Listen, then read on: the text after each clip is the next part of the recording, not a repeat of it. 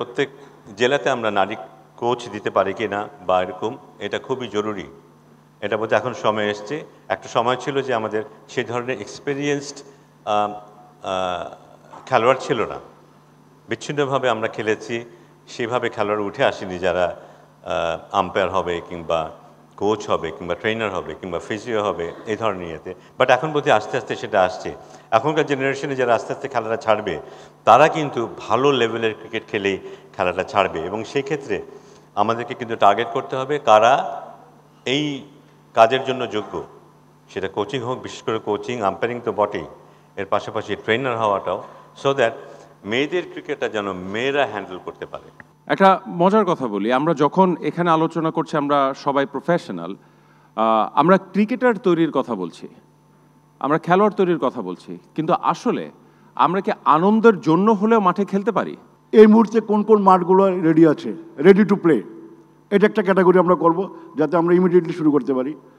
Second, আমরা যাব যেমন আপনার উইকেট আছে, উইকেট ঠিক নাই, উইকেটের কাজ করলে তো খেলা যাবে, আউটফিল্ড নষ্ট আছে, আউটফিল্ডে অনেক দিন ধরে কাজ হয় না, এগুলো আমাদের ঠিক করতে হবে, এগুলো মাইনর। আর মেজর যে অপারেশনগুলো আছে, সাপোজ যে উইকেট নাই, উইকেট বানাতে হবে, আউটফিল্ড প্রবলেম আছে, গ্রাউন্ড ইকুইপমেন্ট লাগবে, রোলার লাগবে, this are the major thing. So আমরা ডিস্ট্রিক্টের ব্যাপারে এই তিনটা ক্রাইটেরিয়া আমরা ইমিডিয়েটলি শুরু করছি। আরেকটা আমরা যেটা করতে চাচ্ছি যে ফেজ ওয়াইজ আমরা কাজ করব। যেমন আমরা প্রথম 64 ডিস্ট্রিক্টের ভিতরে আমরা 15টা ডিস্ট্রিক্ট আমরা কাজ শুরু করব, মানে আইডেন্টিফাই করবে পটেনশিয়াল 15 ডিস্ট্রিক্টস প্রথম বছর 2025-26-এ আমরা 15টা ডিস্ট্রিক্ট, কারণ একসাথে সব হাত দিয়ে লাভ নেই, শুরু করতে বড়ভাবে। তারপর আমরা শুরু করব যেমন 2026-27 আরও 25টা ডিস্ট্রিক্ট, তারপরে 2028 সাল পর্যন্ত আমরা করব বাকিগুলো।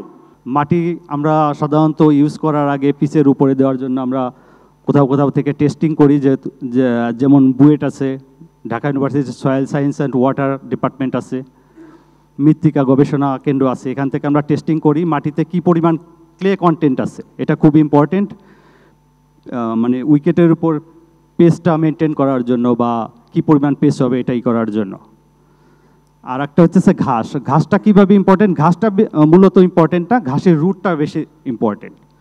এই জন্য আমরা সাধারণত কিউরেটাররা দুর্বা ঘাসটা ব্যবহার করে থাকি। দুর্বা ঘাসের ইয়েটা হইতেছে, সুবিধা হইতেছে এর রুটটা দুই ধরনের বিস্তারিতভাবে মাটির সমান্তরালে যায়। একটা হইতেছে হরাইজন্টাল, মানে যেটাকে আমরা স্টয়লন বলি, আর একটা হইতেছে যেটা আনুভূমিকভাবে যায়, সেটাকে আমরা হলো রাইজোম বলি। অত্যন্ত গুরুত্বপূর্ণ একটা জিনিস, সেটা হচ্ছে ট্যালেন্ট হান্ট করতে হবে।